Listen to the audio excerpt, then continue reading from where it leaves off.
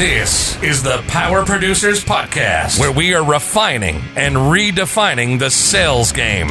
Rule number one is you have to believe in yourself. You're the only one who doesn't think you belong in this appointment. The prospect has already validated your existence by scheduling time with you. Get it through your head you belong here, go in there, crush it, and close the deal. A place where sales professionals can come to learn from other sales professionals and thought leaders that have mastered their craft. The difference between a good salesperson and a best-in-class salesperson is only 2 minutes. By spending an extra 2 minutes on what you might think is a mundane task in the sales game, you separate yourselves from the pack, you grow your book of business, you close more deals, and you retain your accounts. As well as their peers who are still striving for perfection to achieve their why. I have a wife and 4 kids. Failure is not an option. Real sales professionals, real stories, real results. Are you ready to feel the power? Hey everybody, welcome to the Power Producers Podcast, where we are refining and redefining the sales game. And today we have an exceptional guest, Mr. Jonathan Rosenfeld from Rosenfeld Injury Lawyers. Hello. What's going on, man? Hey, how are you guys? Good to see you.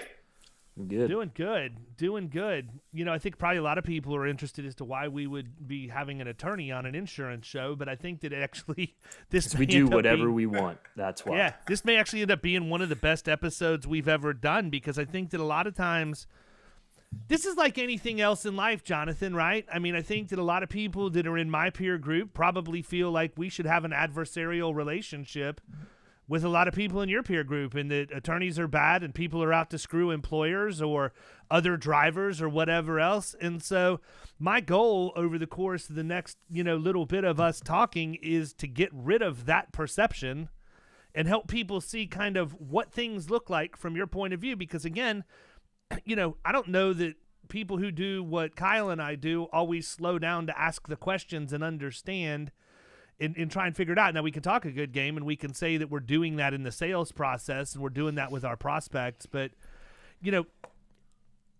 claims are a natural part of my industry, and obviously they're also a natural part of yours. But before we get into all of that, why don't you just you just did a great job of talking about the mix of business in your firm. Talk a little bit about that, and then also, I was intrigued by how you're using some of the digital stuff to grow and scale.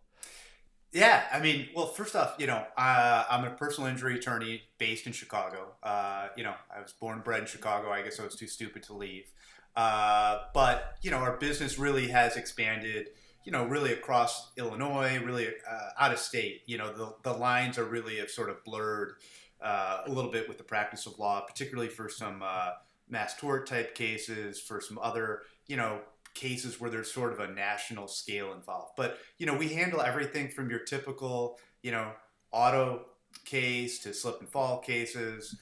We do workers' comp. But really the growth of our business is really a little bit with the higher level cases, cases where, frankly, the client has a more significant injury. It's really impacted their lives, and we can really use our skills to maximize the value of their case. So a lot of our cases now, we still handle a fair amount of traditional PI cases, but we also handle a lot more trucking cases where the injuries tend to be more significant. We handle nursing home cases where typically the cases have a larger value. And then we also handle a fair amount of mass tort cases and clergy cases. And that's sort of, really across the country. But in terms of, growing our business, one of the things that we do and we spend quite a bit of time on is really digital marketing. Getting our message out to prospective clients. And, one of the things that we do, and I think obviously, if you see a lawyer, today's world, I think everyone's got a website, but what we try to do is we try to be a little bit more responsive to the actual questions our clients have or prospective clients have, and we try to really go deep, super deep with the content. I'm always sort of a believer. Hey, If my competitor is 5 pages of content, I'm going to do 50. And sometimes it's good, sometimes it's bad. But at the end of the day, people, consumers, potential clients have become much, much more sophisticated than they were in the past. And they're doing quite a bit of research before they ever pick up a phone. And I found that, I'm shocked, frankly, talking to people, how much knowledge they have about their situation. They know the sort of the nuts and bolts of it. Whereas in the past, they were sometimes they were, I don't know, dialing for dollars, so to speak. And they really didn't have much background or context for their situation. So today's consumer is much more sophisticated, and that's something that we really embrace. We want them to be, educated. I mean, it's so much easier because of these, right? Cell phones. I mean, everybody's got everything right at the tip of their fingers. It's interesting because when I think of like personal injury, advertising and stuff like that, I think of billboards. I think of the commercials that are on the daytime television, but what you're talking about is something totally different. Look, I mean, it's interesting too, man.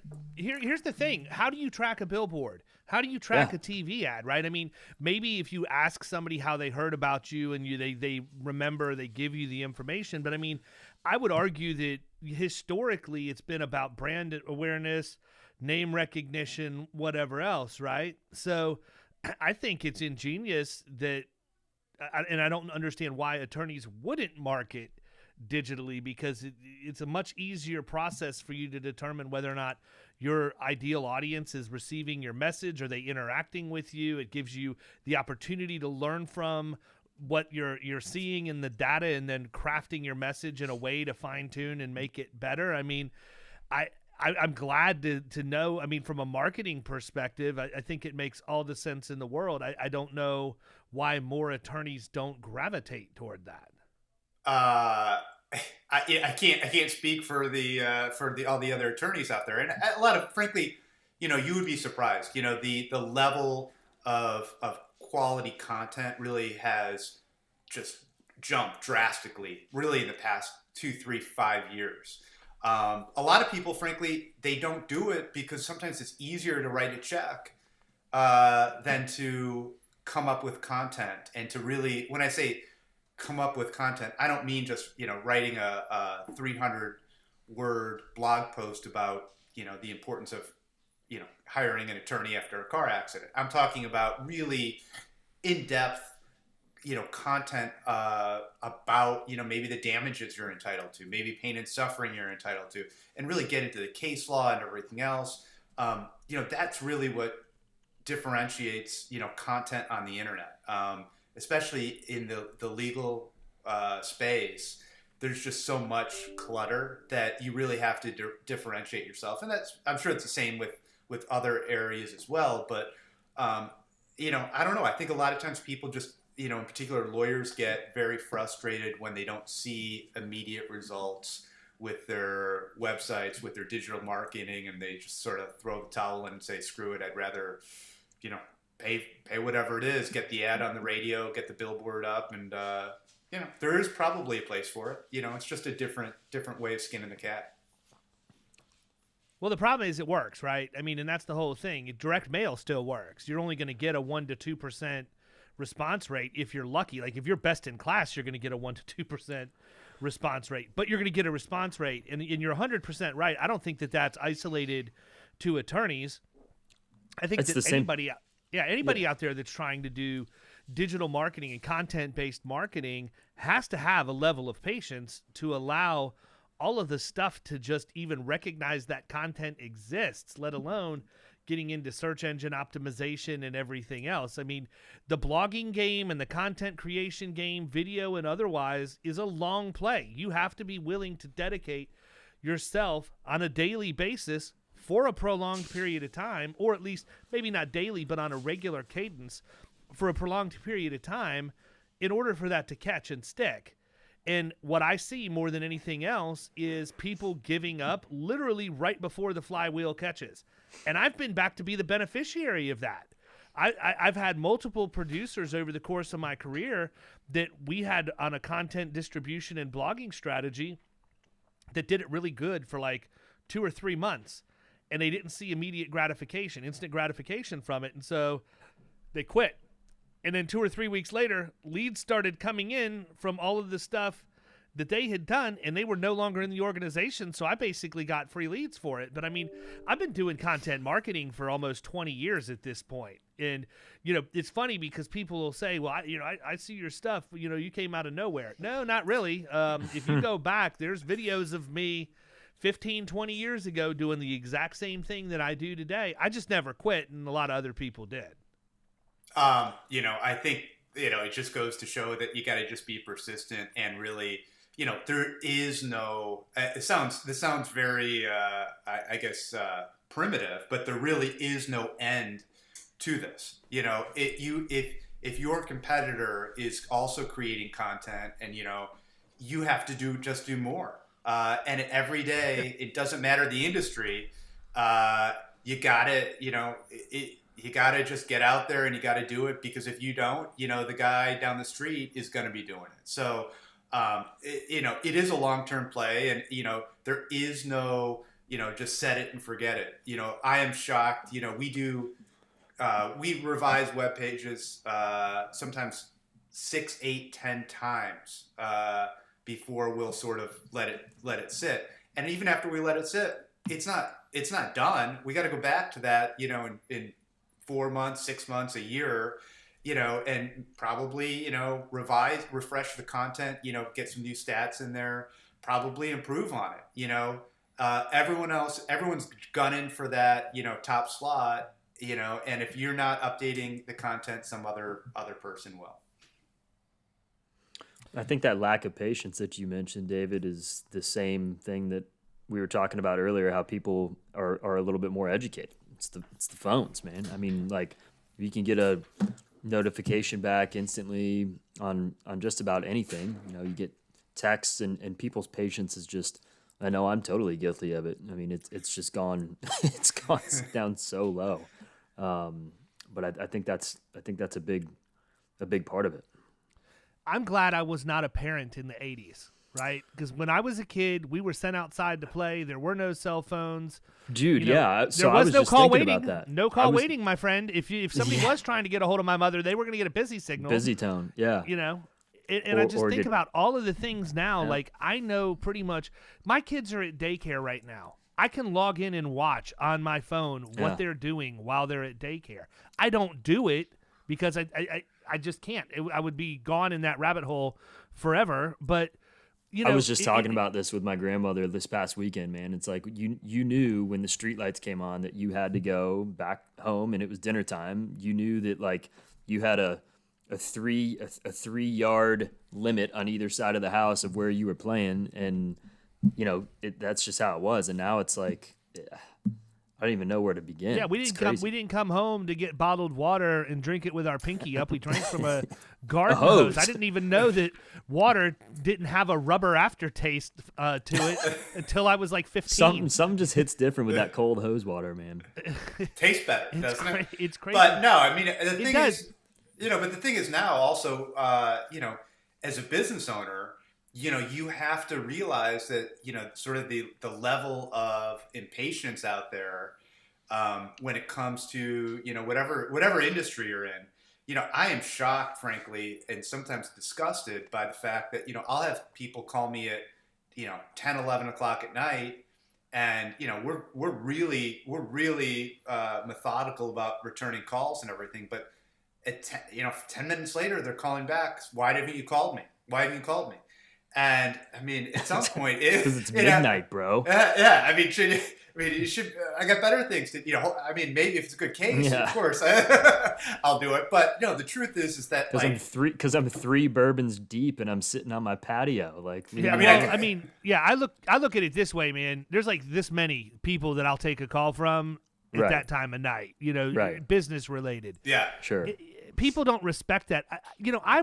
I have to ask you, I've got to believe that some of this impatience, and I don't want to say that it's, I don't want to make a blanket statement. I just think it's a contributor. But I have to believe that the lack of patience and the instant gratification and the demand to have information now does somewhat play into people reaching out to an attorney, right? Now, I'm not saying that people shouldn't reach out to an attorney if they're injured at work or in an auto accident or whatever else. Do I think everybody should? Absolutely not.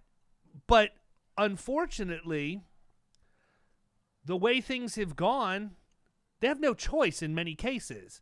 I've seen so many mismanaged workers' compensation claims. I can comfortably say that from this side of the table.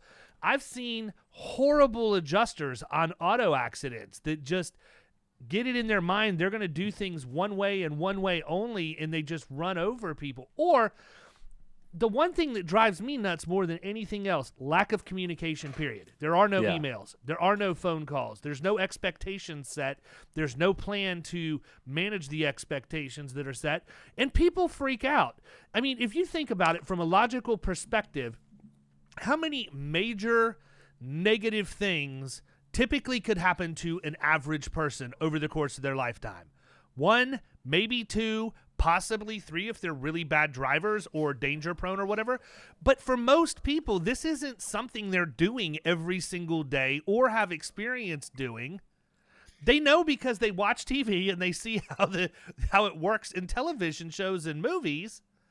And so they expect a certain level of, I don't want to say decorum, but just execution, man. And we coach our employers when we bring a new account into our firm. I firmly believe that almost every workers' comp case is decided in the first 24 hours, how it's going to go down.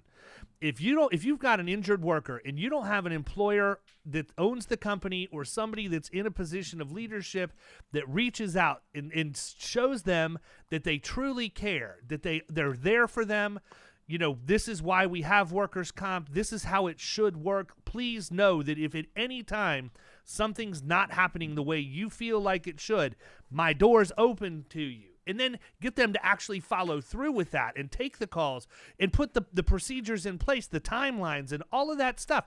If you execute that, quite honestly, Jonathan, nobody needs you, right? I mean, well, if the employer's doing what they're supposed to do. I think you've done. And the insurance company. No, look, I mean, there's so many people who reach out to my office who are like, you know what, I had this, I got hurt at work. I was in a car accident, and I'm shocked at how many, months will go by, frankly, where someone may have just been, they may not have been getting their checks if they're on workers' comp, their TTD checks or something like that. Or maybe, they've got an injury and they're trying to get an appointment with the doctor and the insurance company won't approve it. As they're, they know damn well that at the end of the day, they have to do these. These are all statutory things. These aren't optional events. You have to pay for someone while they're off work. You have to give them their medical care. But people, you don't have to be a very sophisticated person to realize when you're not getting treated the right way. And, a lot of times people are just so fed up with the process. They're so frustrated by the fact that, the insurance adjuster will not call them back. Just common courtzy. Hey, I'll have an answer for you. Being treated like a human. Yeah, at the end of the week. And, it builds on itself. So maybe, several months will go by. And at that point, any opportunity, frankly, the insurance company had in terms of resolving the case, definitely for less money than they would if an attorney got involved. They've ruined that and they've thrown that out the window. And not only are they going to wind up paying more, but it's also probably they're going to actually incur substantial costs with their own legal department, and it's just probably going to be dragged out quite a bit longer than it could or should have had it been resolved between the claimant and the insurance company. So at the end of the day, I'm really in full agreement with you, but that really goes to, I would say, maybe 50% of the cases. The other 50% where there is ambiguity in terms of the severity of the injury, or there is a contested liability aspect of things. Of course, those types of cases will probably be litigated, indefinitely. But there's a very substantial percentage of these cases that could or should be resolved, really without an attorney involvement. And the other thing that I just want to talking about this, it sort of just comes up, is that, insurance companies, need to also see, frankly, that, there's so many attorneys out there. And frankly, there's a lot of cases that we reject, where it's soft tissue injuries, where it's just not a case that we're really going to really have an impact on. The client is never going to be really satisfied. They're never going to be thrilled with the outcome of it, no matter how great of a job we do. And those are cases really that we try to flag early on as sort of potential problem cases. And we really try to steer clear of those. However, once we reject those cases, there's plenty of other attorneys who will go and scoop those up, and and then it's just, again, it amplifies the problem, because those like little cases are a lot of times the cases that I imagine from a insurance company perspective, those, small cases are really the ones where, you spend a lot of time and money on. Yeah, it's no different than actually writing the accounts for small business. The smaller the account that you write, you actually work more, because you're dealing with, and I'm not throwing off on them, but you're dealing with a less sophisticated buyer, right? It's somebody who's wearing 15 hats in an operation. They own the business. It's a price-based sale. You're never going to be able to go in and talk value prop, risk management, total cost of risk reduction, any of the things that we do in our firm.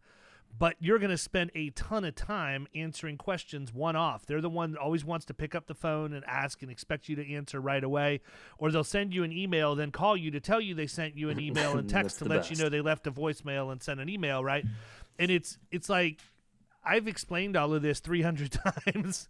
But to your point, it's the smaller stuff that adds up and ends up eating away. And I have to believe those are the more costly, because accidents are going to happen, right? I mean, we're going to have the shock loss. You're going to have the multi-million-dollar settlement that happens. That's not commonplace.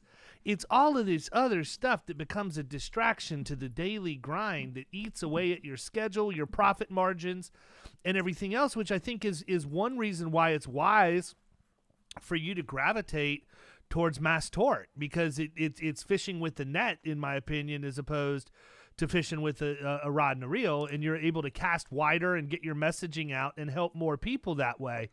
Why don't you explain a little bit about what mass tort is in the concept, so that people listening understand, and then I want to tie it together with your marketing approach to get in front of these people. Yeah, well, basically, mass tort is really any situation where there's a large group of people who've been impacted by a similar event or incident. So, for example, we're doing a lot of Zantac cancer cases. Unfortunately, there were some contaminated lots of Zantac, and people have developed some cancers related to that. The cancers are it's not like head to toe cancer. They're very specific cancers related to the digestive tract. So primarily the esophagus, intestine, colon. Very, very. Kyle, did you take Zantac? I did not. I'm a Pepsid guy. Okay, well, I mean, Kyle's having those exact symptoms right now to some degree. I'm good. I'm back on track, baby. Well, I'll give you my number. Zantac You got my number, so we'll look you up. Right. But no, so we handle cases like that. We also handle, some clergy cases where people have been in the same group, the same parish, or whatever it is.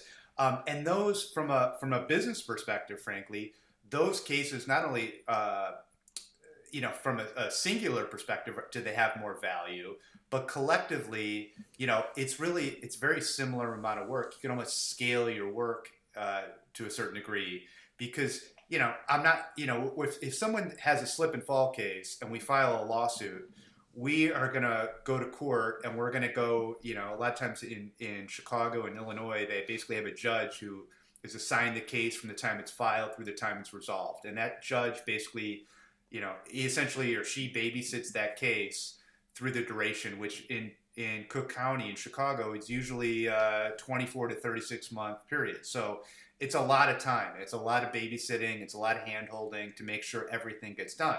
And it does get done. But from a litigation perspective, and from a business owner's perspective, it is extremely time consuming. it is extremely labor intensive. Sometimes, you can really take advantage of the fact in terms of the time investment. You can try to set up multiple case managements for the same day and same time, but ultimately you're probably doing 2, 3, 4, 5, maybe at the most. Whereas with mass torts, the cases are centralized. They're typically, they're in federal court. They're centralized in federal court. There's sort of a standardized intake form that the court uses for each case. And the cases are consolidated for the purposes of discovery. So if there's 1,000 people involved, basically, in terms of the defendants, they're going to have, those same defendants are going to be deposed one time. Whereas in a single event case, you may take, 10 or 15 depositions on a case.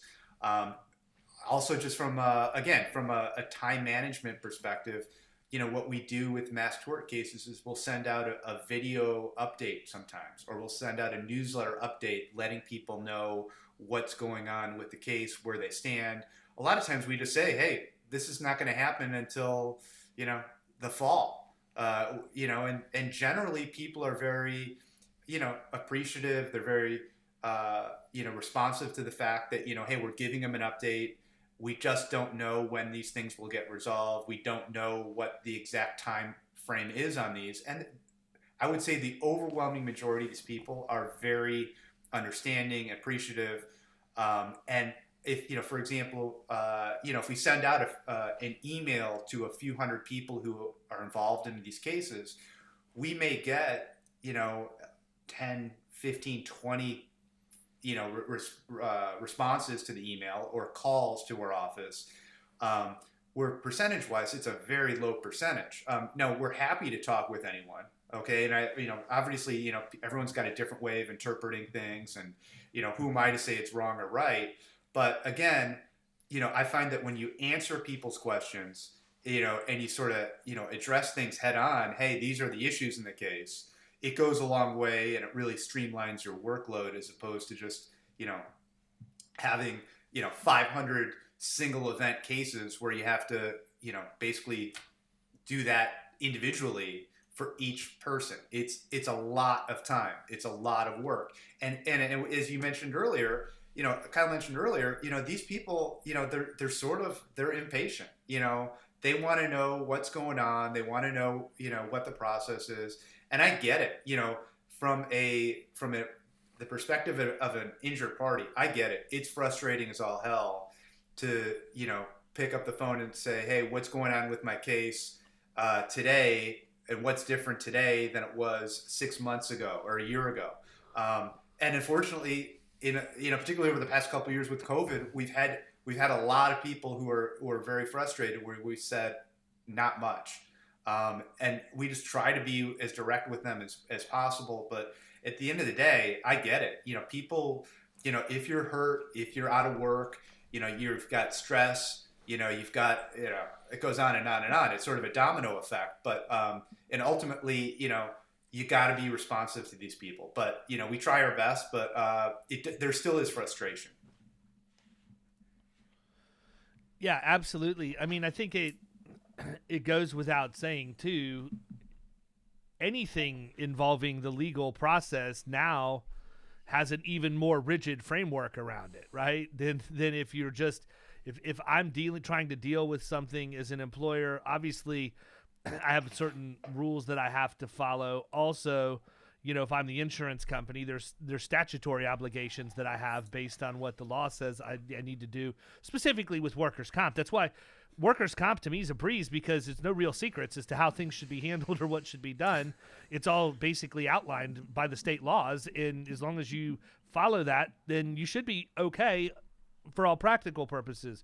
But it goes back to the once you get the attorneys involved, it's going to take forever. No, it's not really that you get the attorneys involved. It's the legal process itself. I mean, every time something has to be filed, and then you have to wait for a response to that. And then how are you going to go back and respond to the response or whatever else? Or even just going through And look, I am the furthest thing from an attorney, but I mean, just dealing with like requests for production and having to get all of the information you need just to go through basic discovery and all of the other stuff. This is not just as simple as a phone conversation to say, "Hey, I got hurt at work and my shoulder's messed up. I went to the doctor and they said my rotator cuff's torn, but my boss isn't helping me out any. Can we file a lawsuit?" You know, that's just not how it works. You know, I'm shocked, frankly. No, I've never worked for an insurance company. I never will. But I'm frankly shocked at how many cases come into my office where I know I'm like, this case should be resolved. You know, and again, most of these people are not. They're not shooting for the stars when it comes to a settlement. They're not out there to squeeze blood out of a rock. You know, they're out there to try to pay their bills and really try to get really what's reasonably they're entitled to under the law. And their expectations are really, you know, other than some crazy instances, most people's expectations are really much in line with really the value of what their case is. But I'm shocked at how many legitimate cases get denied, or, you know, or the insurance companies basically just butchers the opportunity to resolve a case, maybe definitely for less money. Just because they drag their feet, you know, and in some cases it may just be, you know, I get it. There's a process for everything. You know, a lot of adjusters, they can't just write a check for $100,000. And there's a process, you know, to get that authority and everything else. But I will tell you that someone who's, you know, way smarter than I am at an insurance company should be looking at these things and saying, hey, you know what? Let's get these cases moved. Let's get them resolved. And let's just pay on them and be done with them, because if we don't, you know, these cases are going to drag on. We're going to have to cost a defense. You know, the $100,000 case, you know, may quickly inch into a mid six-figure case if that person, you know, decides to get another surgery, or they, you know, decide, you know, hey, maybe it doesn't, maybe I can't go back to work. You know, when people have the opportunity to sort of think, sometimes that can be really detrimental to the outcome of a case from the perspective of an insurance company or an employer. Yeah, so I want to go back to something David said and just kind of touch on it again for all the producers out there. That's so important. If you're not doing this with your insureds, you really need to be, is making sure that in your, you know, safety program, protocol, whatever, after the injury happens, after the first report of injury is done, whatever, they go home, they go to the doctor, like, you have got to have somebody that's a higher up from the company reaching out just to see how they're doing. Like, it doesn't need to be anything else. Like, they just need to check on them and make sure they're okay. Like, can you imagine if you're an employee of a company and you get hurt working for the freaking boss, and that guy doesn't call you, or gal doesn't call you and say, you know, hey, I heard you got your finger sliced off today. How are you doing? Like, that would drive me insane. That's where all of these come from. I mean, like, so I was working for a golf course in college, okay? And it wasn't an injury, but it very well could have been. I was working one day, and well, think about your guy at the marina that we insure, and how that whole thing went south. Right. Yeah, exactly. But like, so I was working, and we can talk about that one too. But you know, I was working at this golf course, and it was me and this other kid. I was, like I said, in college, so young, and I like look out the cart barn. You know, was kind of blocking the whole side of my view. I'm standing in front of it. I can't see around it, behind it, anything. I just see what's right in front of me. I look out in the parking lot, and it looked like there was kind of smoke, like somebody had done donuts in the parking lot. And I see like 3 or 4 guys are on the side of the building looking all the way to the back, like with their phones out. It's like recording. I'm like, what the hell? Go around the side of the building. There's a fire on the back hill. It's all pine trees and pine needles, and it's like I mean, it comes right up to the edge of the car barn. So like, you know, me and the other kid start scrambling, and we grab some shovels, and like, you know, there wasn't a hose back there, but there was an ice machine. So we're throwing like ice. We end up getting the fire put out. Like, this could have caused hundreds of thousands of dollars of damage, if not more, to all the property in the cart barn, the building itself, all the carts, the batteries, everything. Fire department shows up, you know, does their thing, whatever. I don't hear shit from any of the managers, anybody for like 5 days. Nobody called to like be like, "Hey, dude, thanks for allowing us to still have a have a building. Like, thanks for not letting the building burn down." Like, and it was just insane to me. But that like pissed me off. So I can't even imagine if like it would be a situation where I would have got hurt doing something, and then nobody reach out for 4 or 5 days. It's comical. So. Like if you're a producer and you're not having that conversation with the insured on the front end, that needs to be part of their process. Put it in the checklist so that they can't forget about doing it. It's right there in front of them. You're messing up, man. I mean, I'm shocked, frankly, at how much bad blood, sometimes comes up, after an incident. All it takes is really just someone, whether it's a manager or whoever it is, it's not even being disrespectful. It's just ignoring the person. You don't have to be, the most educated person. You don't have to be, have a law degree. You don't have to have a PhD. But if you're not treated well, people are very, attuned to that. And not only is it taint the relationship with the individual, but frankly, it trashes the whole culture at a company. Today, everyone talks to each other. Everyone's got, they do group text or whatever, group chat. And, if other employees sort of catch wind of the fact that, hey, these people don't give a crap about me, it really ruins the whole culture. And I'll tell you what, that person who, may have just sort of brushed off an injury or may have sort of, ignored it or whatever, you know what? They're much more apt to go to the doctor. They're much more apt to, get a claim going if they're just not treated well. And so I think it's super, super, super important just to be decent, and sort of just do what you're legally responsible for doing. As David said, this is pretty black and white. There's a lot for workers' comp. There's not a whole lot of gray area, and just do what you're obligated to do, and don't try to, sometimes these companies, I think they think they're saving money by delaying a payment or something like that. Well, guess what? It's like the people who ignore the collections agency, right? It's like the people who owe somebody money. The collection agency calls every single day. They know they owe the money. The collection agency knows they owe the money. They just want them to pay them the money, and they let it go and let it go and let it go. And either it's something where their car gets repossessed, or they end up having a lawsuit brought up where they're sued in court to have a lien put on their assets or whatever else. When at the end of the day, if you would have just answered the damn phone and said, "Look, here's the situation. I got downsized. I know I owe the money. I can't afford to pay you more than $5 a week. I know I owe you $500.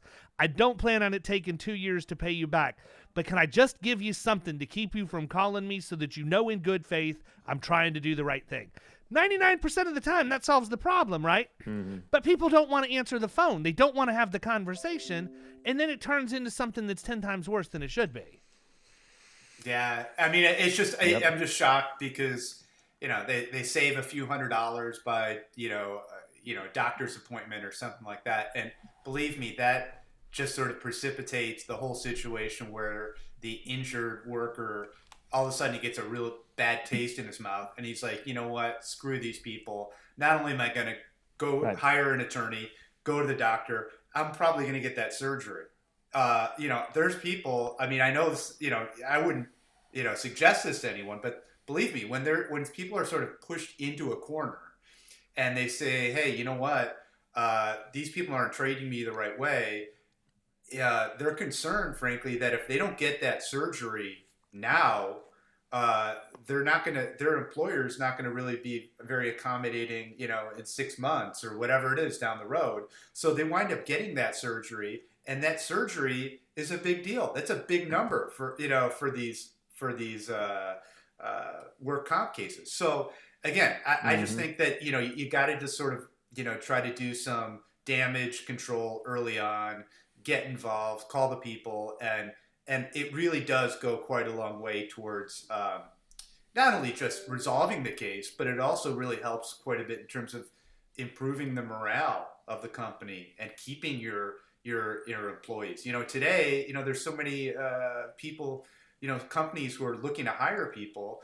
Well, having a seasoned employee and having sort of a seasoned group of employees is really, really more valuable than ever. And, anything you can do to keep these people happy is definitely going to benefit your bottom line. I can't tell you how many people I talk to on a daily basis that have, been saying for months and months that the labor pool is so shallow and that they can't find the right people. And you're 100% right. I mean, if people talk, like if there's a culture problem at a company, people know about it, and it's very easy to find that information. So I 100% agree with that. Well, I think employers do some things. They do a lot of stupid stuff to get themselves in trouble. And one of the ones that just really gets on my nerves worse than anything else is their lack of understanding of what return to work programs really are designed to do and getting people back light duty. Now, I am thankful that I don't live in Illinois, because you guys only have 3 days to get somebody back, and we have 7 down here to keep the indemnity off of the experience modification factor and help control costs. But that's not what I'm talking about. I'm talking about when you go into a prospect and you ask them about light duty or return to work, and their idea of it is counting paper clips or unnecessarily filing files. For some reason in their mind, when somebody gets injured on the job, this is now an adversarial relationship. So I'm going to be as punitive to you as I can to punish you for getting injured while you were on the job. That drives me nuts more than anything else. And we hear it all the time when we're going into prospects. Now, it's our job as agents to understand what it's really designed to do in terms of getting somebody back, integrating them into culture so that they're not sitting at home, so they aren't isolated and by themselves, and so that they are contributing in some way, shape, or form. It's not a punitive deal. You shouldn't punish somebody who got injured at work. Now, I mean, I might argue if they did something really, really stupid, that you told him 10 times not to do, like your kid, don't put your hand on the stove, don't put your hand on the stove, and then they put their hand on the stove. Yeah. But I mean, still, when you're going to bring somebody back, bring them back. And I mean, that's one of the things that I pride myself on, is taking a look at a company's operations and then helping them to develop really good return to work roles and responsibilities. What can somebody do? Maybe they can work in the call center because that's an easy light duty job. Maybe they can help learn, you can also the call use center this part is great too, because I mean that's the fastest way to get somebody back to feeling better and wanting to do their actual job. I mean, if you've got somebody who's injured and you're not really sure how injured they really are, put them in the call center. That'll tell you how right. injured they were, because they'll be ready to leave after a day. But it's not a punitive deal, right? You don't put them there for that reason. You put them there because in most cases, in especially with the service contractor side of things, right. They almost all have call centers, and they almost all have a hard time staffing them. So if you can make it a light duty role and you can roll people in there, now you have educated people who are the face of your company when they're going into people's homes every day, that are now that first person that they talk to when they call in with a question or a problem or whatever else. It actually solves a problem and makes it better for everybody if you do that. And I think that that's our job. If we're going to go in and we're going to talk about ways to reduce total cost of risk and take a holistic approach to risk management and organization, looking at what the roles are inside that operation that you could modify just enough to make it to where it's a good light duty role. A good example is over at the resort in Orlando, the big resort that I work with, that didn't really have formalized light duty, and they were losing revenue because they couldn't get the rooms turned quick enough to get all their rooms rented out, to the point like 25-30% of them weren't getting rented because they couldn't get them turned because they had housekeepers that were out. Well, when you take the time to ask the questions and understand the roles and the responsibilities of the housekeeper, and you find out that the first hour of their day is spent stuffing amenity bags and refilling chemical bottles, why don't we just make this a light duty job where somebody can have everything they need? They can sit at a card table, they can stuff the amenity bags, they can fill the squirt bottles with the chemicals that they need, and then they can take and put it on the housekeeping staff's cart, so when they come in the next day, instead of taking an hour to do all of that crap, they can hit the ground running, and across 15 or 20 crews, now all of a sudden, all the rooms are able to be rented, and you're a more profitable organization as a result. Business owners get so caught up in the minutia, in the details, that they can't take that big picture view and realize this is more than just insurance premium. It's more than the claims dollars that you're getting paid out. There are soft costs and profit leaving your organization if you don't handle this stuff the right way, period. On a guaranteed cost workers' comp policy, what do they care, right? They don't care because the insurance company pays for everything. They care when they get their mod a year later and a bad year has showed up because they didn't do what they needed to do. But at the end of the day, they don't feel it in real time. And insurance agents are so interested in going out and selling people paper and not solving problems. All you did was ask contributing. All you did was ask them questions in that scenario about their operations. Okay, why can't you turn the rooms around?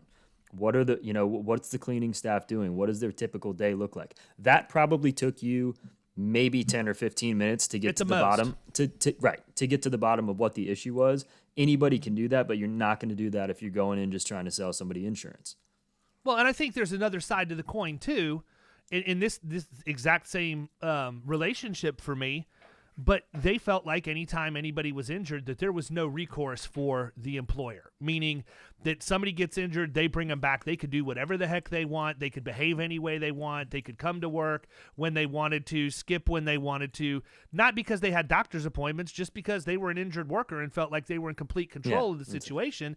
And you find that many of these companies don't have a defined set of responsibilities in the event you're injured at work in their employee handbook or their safety manual that says it's your responsibility to keep us up to date on your schedule and when you need to go to doctor's appointments so that we can make the appropriate arrangements. It's your responsibility to bring the information back to us so that if we need to modify duty, we can do it. And so the thing is, when you don't have those boundaries set or just the framework to operate under, it's the Wild West. It's a free-for-all out there, and people are going to run all over you. But I want to be very clear that if you're an employer and you have people who get injured at work, they don't just get the keys to the kingdom because they had an injury at work, right? I mean, you need to have good HR practices and good risk management practices. And if you do, then, again, this is all going back to common sense, right? Have policies and procedures, follow your policies and procedures, don't deviate from your policies and procedures, period. If you have all of that done, we wouldn't even be talking about this. But I'm interested, Jonathan, from your perspective, because I do feel like, I think that, number one, many of the employers that we talk to are predisposed to believe that every workers' comp claim is fraud. I don't subscribe to that. That's not the case. I've seen too many issues with really bad injuries to think that every workers' comp case is fraud. Now, are some of them due to stupidity? They absolutely are. They're due to people who don't follow the rules, bypass guarding, do things they shouldn't do. It's just the nature of the beast when you work with human beings. Some are smarter than others. End of story. But, I do think that there is that subset out there that is going to play the game, man. I mean, let's face it. Workers' comp statutory. It's not complicated. I can understand it. So there are a lot of other people that are way smarter than me that can understand it. And when they learn the rules, they know how to go down that road. So now it's a chess match. Every time you engage with an employer, you need to know your moves so that you're not countered against with something like that. But and I know this is probably putting you in a weird spot, but if you had to guess, if you're comfortable answering the question, if you had to guess, of all of the workers' comp claims, injury claims, things like that, what percentage of it do you think are actually somebody just out fishing? Way smaller and way less than most people would think. I would agree with you. I think it is a very small amount. I mean, honestly, I would guess, frankly, and I'm not even saying this, I would guess it's less than 1%. Wow. I will tell you, frankly, there are people who, there's a difference between, completely manufacturing an incident and manufacturing an injury and maybe exacerbating the injury. There's a difference there. You Sure. know? Right. Yeah. And you know, a lot of the times, you know, hey, look, you're in a car accident. You know, I've seen people in car accidents who, you know, they may have a herniated disc, and I've seen a lot of people with herniated discs from a car accident. But a lot of them are, you know, they strengthen the area. You know, they do the physical therapy, and they sort of, you know, they move on with their life. But the truth is that every person's physical condition is different at the time of an incident. And the law, it doesn't really matter. You know, they don't penalize you for being, you know, out of shape. The law doesn't penalize you for having prior injuries. You basically, you know, the law is you basically take the plaintiff as you find them at the time they were injured. But from an attorney perspective, you know, I don't want cases that are you know, coin tosses. I want cases that are sort of, you know, slam dunk in terms of liability and damages, and I want to use, you know, invest my time and energy and money into maximizing the damages and maximizing the value on those more serious cases. You know, it's just not, you know, ethics aside, it's just not a good business model to have, to try to, you know, squeeze, you know, these small cases and try to, you know, I see attorneys, and I'm not saying that, you know, every person can sort of choose his or her own medical treatment, but I see attorneys who may have a rear end accident or something. They send, you know, they refer the plaintiff to, you know, a friendly doctor. You know, they do some physical therapy. Before you know it, they get injections. Before you know it, they're on the operating table. And that case, you know, all of a sudden it snowballs, and that, you know, fender bender accident is now a substantial case. And it's very difficult to defend a case where someone has, you know, extensive medical treatment.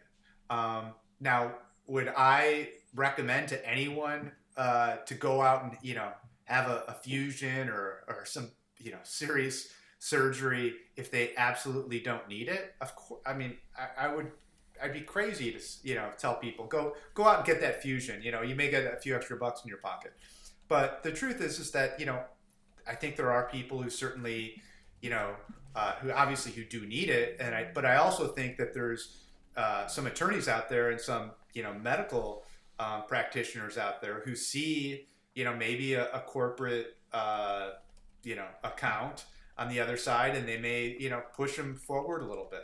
But as far as, you know, I guess fraud is what you're talking about. You know, I hear about it, you read about it occasionally. But again, I really sort of think those cases are few and really far between. There's just too much on the line from a lawyer perspective to really get involved in a case like that. I mean, of course, there's bad actors everywhere in every industry. But, you know, am I going to risk, honestly, not even my reputation? Am I going to risk my law license to try to, you know, squeeze out an extra few bucks on a case? No. I mean, it's just, like I said, ethics aside, it's just stupidity. So I don't think it happens nearly as much as, you know, employers and insurance companies like to say. Yeah, I agree with you. I mean, I would have probably put it at more like between 5 and 10%, but, you know, I am from the insurance side of the table, so I have to be a little bit more liberal in my thought process. And, you know, unfortunately, I've seen a fair number of fraudulent cases, but in my experience, it's never been that the actual injury itself was fraudulent.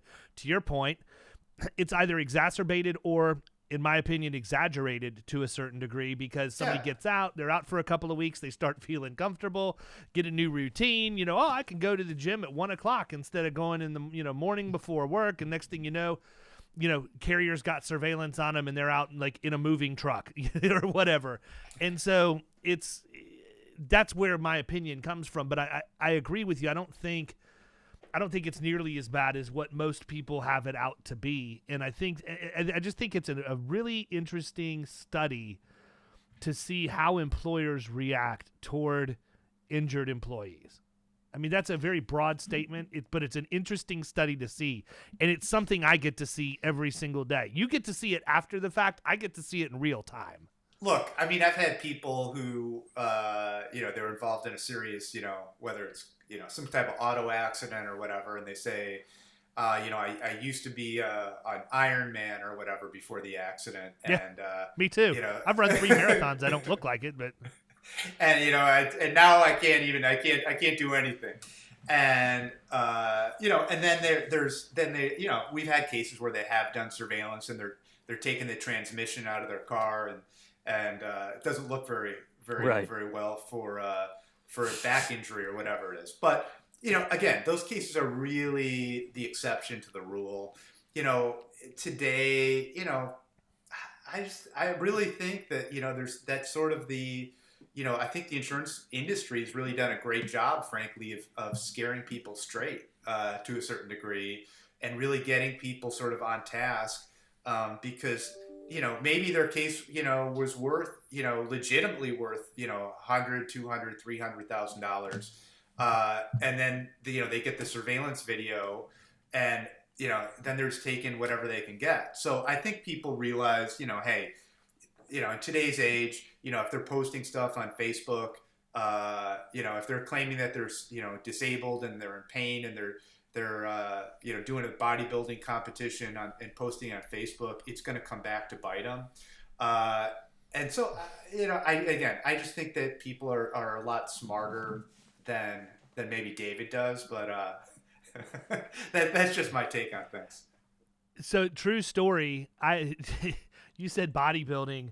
We had a guy that apparently had sprained both of his wrists over a weekend and literally posted on Facebook him maxing out his bench press with 400 pounds on the bar, like the day after he was allegedly incapacitated due to his severe fall, right? Obviously the sarcasm's very thick there, but no, I mean, I think it's interesting. Here's what I take from this whole deal. Number one, if you're an attorney and you're not digital marketing, you're missing the boat. But Jonathan appreciates that because it makes it easier for him to scale his business if he's not competing with you in that sandbox. Number two, exactly what I thought, man. I mean, employers are pretty much in control of how this stuff happens. It's not even the insurance company, because truthfully, if the insurance company's dropping the ball, but the employer's on top of their game, they're calling me and I'm getting involved, or I'm already involved to begin with and I'm making sure this stuff's not happening.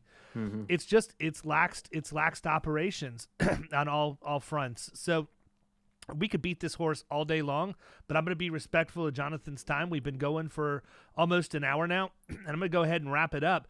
Jonathan, anybody wants to reach out and find you, how do they do it? I mean, is there a billboard they need to drop? No, there's not. There's not a billboard. Not yet. There may be. When more people start, doing the digital marketing. But no, anyone wants to reach me, the best way to get a hold of me is on the website, RosenfeldInjuryLawyers.com. We also have a ton of content up on We also, YouTube. And we also have got some podcasts up on all the podcast platforms. But, if anyone's got a legal question, God forbid, someone's injured, reach out, call me. If I can't help you, I can find someone who can. And, obviously it's, the call is free, and we look forward to talking with people. There you have it. Good deal. Well, listen, man, I appreciate you coming on today. For everybody else, hopefully you got a little bit of insight as to how things work on the backside of some of these claims so that you can go out and be a better advocate for your employers and for your employer's team when you're at the point of sale, and you can help them with the risk management piece that we harp about so very much on this podcast. Thanks for listening. We will catch you next time. See ya. You've been listening to the Power Producers Podcast. You can follow Killing Commercial Insurance on Facebook and YouTube. And if you want to take your game to the next level, check out our book, The Extra 2 Minutes, and our website, killingcommercial.com.